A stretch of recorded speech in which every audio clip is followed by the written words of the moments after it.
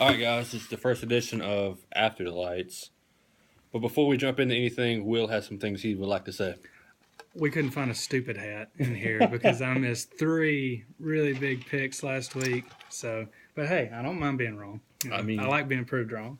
That's exactly the point. If we don't pick your team, it's because we think you can win. We want to motivate you guys. But Pleasant Valley, big win. It's been a while since they picked up a win, 42-0. That defense looks stout. Jacksonville picks up a huge road win, 31-3 against Trinity. Right. Battling some lightning delays. Those were 2 teams that you said were going to lose. Yeah, who else did I miss? Maybe Ohatchee. I don't. No, I got Ohatchee. No, yeah, Ohatchee won.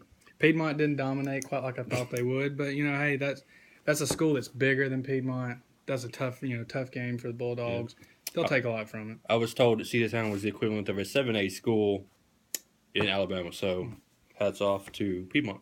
But anyways, how did Oxford look tonight?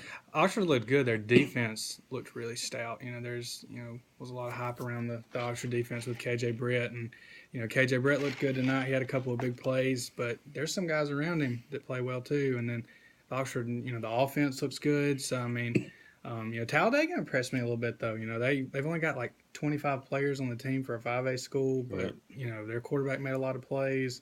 Robert Herring's done some good things at Talladega, so it should be a good season for Oxford this year. We'll find out what Oxford's really about next week when they go to see Gaston City.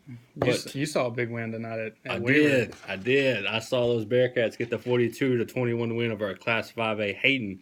It's the first win in Weaver history over a 5A opponent. Giovanni Mosley ran for 167 yards.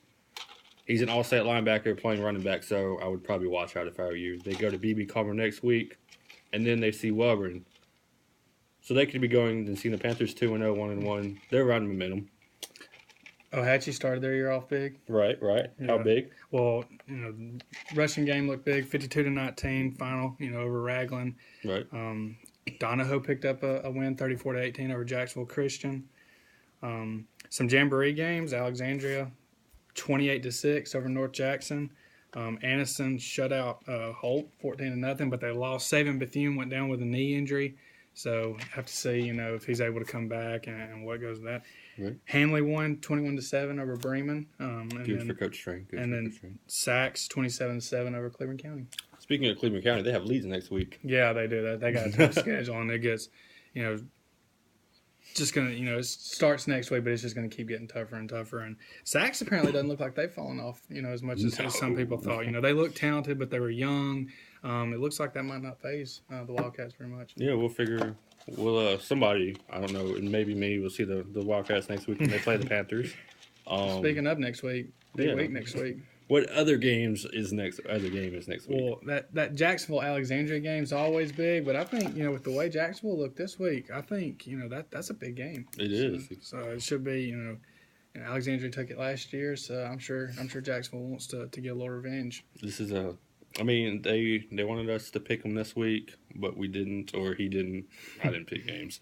But, obviously, if Jacksonville can upset or beat Alexandria, that's definitely a statement.